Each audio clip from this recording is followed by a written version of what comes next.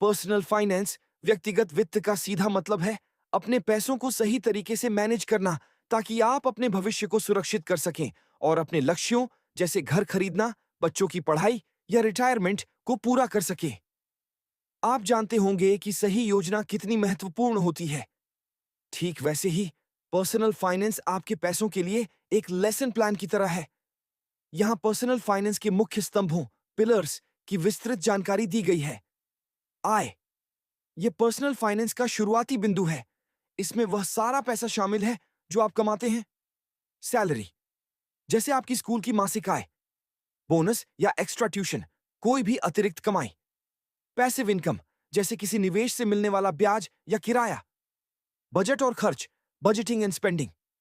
आय होने के बाद सबसे जरूरी है यह जानना कि पैसा जा कहां रहा है। एक अच्छा बजट वह है जहां आप अपनी जरूरतों और चाहतों के बीच संतुलन बनाते हैं। जरूरतें, किराया, राशन, बिजली का बिल और दवाइयां।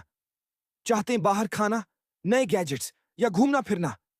नियम, पर्सनल फाइनेंस में 50-30-20 का नियम बहुत मशहूर है।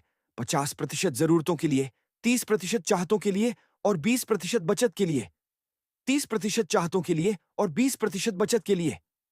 खर्च करने के बाद जो पैसा बचता है वह बचत है। पर्सनल फाइनेंस में इमरजेंसी फंड बनाना सबसे पहला कदम माना जाता है। इमरजेंसी फंड कम से कम 6 महीने के खर्च के बराबर पैसा अलग रखना ताकि नौकरी जाने या बीमारी जैसी स्थिति में काम आ सके। सिर्फ बचत करना काफी नहीं है क्योंकि महंगाई, इन्फ्लेशन आपके पैसे की वैल्यू कम कर देती है। निवेश का मतलब है अपने पैसे को काम पर लगाना ताकि वह समय के साथ बढ़े। विकल्प, fixed deposit, FD, mutual fund, share बाजार, सोना या real estate. Power of compounding, जितनी जल्दी आप निवेश शुरू करते हैं आपका पैसा उतनी ही तेजी से बढ़ता है। सुरक्षा और बीमा, प्रोटेक्शन एंड इंश्योरेंस, अपनी और अपने परिवार की वित्तीय सुरक्षा के लिए बीमा होना अनिवार्य है।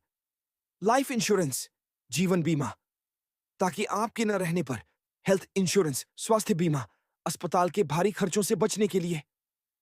आरण प्रबंधन, डेट मैनेजमेंट, कर्ज लेना बुरा नहीं है लेकिन उसे मैनेज करना आना चाहिए। पर्सनल फाइनेंस सिखाता है कि ऊंचे ब्याज वाले कर्ज जैसे क्रेडिट कार्ड लोन से कैसे बचें और होम लोन जैसे अच्छे कर्ज का सही एक इस्तेमाल कैसे करें। पर्सनल फाइनेंस क्यों जरूरी है? वित्तीय स्वतंत्रता, फाइनेंशियल फ्रीडम, ताकि आपको पैसों के लिए दूसरों पर निर्भर न रहना पड़े। मानसिक शांति, जब आपका बजट और बचत सही होती है तो भविष्य की चिंता कम होती है।